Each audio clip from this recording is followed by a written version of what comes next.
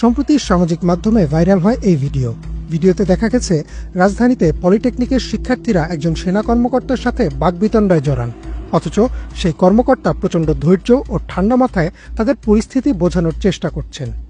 ভিডিওটি সামাজিক মাধ্যমে ছড়িয়ে পড়লে নেটিজেনরা সেসব শিক্ষার্থীদের সমালোচনা শুরু করেন।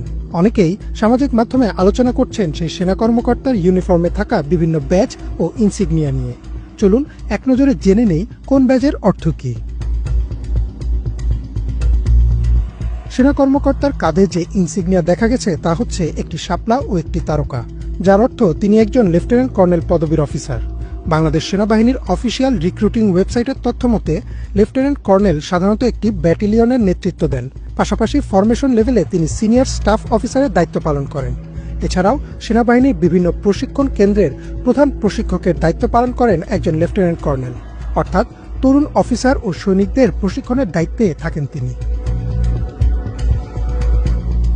এরপর তার ইউনিফর্মের বুকের ডান পাশে নেম প্লেটের উপর দেখা যায় para commando badge. Para commando হচ্ছে বাংলাদেশ সেনাবাহিনীর এক বিশেষ কমান্ডো দল। দুঃসাহসী এই দল শত্রুর অবস্থানের পেছনে প্যারাশুটের সাহায্যে অবতরণ করে গুরুত্বপূর্ণ লক্ষ্যবস্তু ধ্বংস করে নিজ বাহিনীর বিজয় ত্বরান্বিত করেন। জীবনের ঝুঁকি নিয়ে প্রচণ্ড কঠোর প্রশিক্ষণের মাধ্যমে অর্জন করতে হয় এই ব্যাজ। অফিসারের ইউনিফর্মের বাম পাশে দেখা যায় চিতা ব্যাজ। এই ব্যাজ প্রথম প্যারা কমান্ডো ব্যাটালিয়নের সদস্যরা পেয়ে থাকেন। বাংলাদেশ সেনাবাহিনীর একটি বিশেষায়িত দল এটি। প্রচণ্ড দ্রুততার সাথে অবতরণ ও বিশেষ কাজ সম্পন্ন করার ক্ষমতা রয়েছে এই দলের।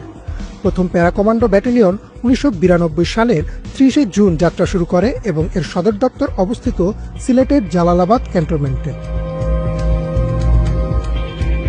এরপর এই অফিসারের গায়ে এয়ারবর্ন ইনসিগনিয়াও দেখা যায়। বাংলাদেশ সেনাবাহিনীর যেসব সদস্য উচ্চতর প্যারাশুট প্রশিক্ষণ সফলভাবে শেষ করতে পারেন তারাই এই ইনসিগনিয়া অর্জন করেন।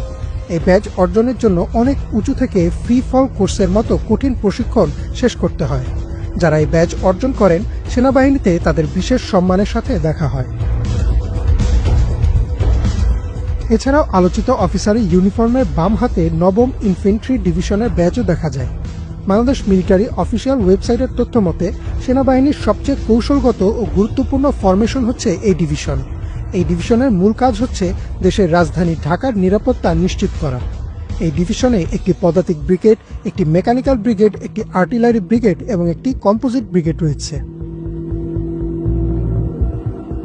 সামাজিক মাধ্যমে ভিডিওটি ছড়িয়ে পড়ার পর ধৈর্যের প্রমাণ দিয়ে প্রশংসায় ভাসছেন উক্ত সেনা কর্মকর্তা।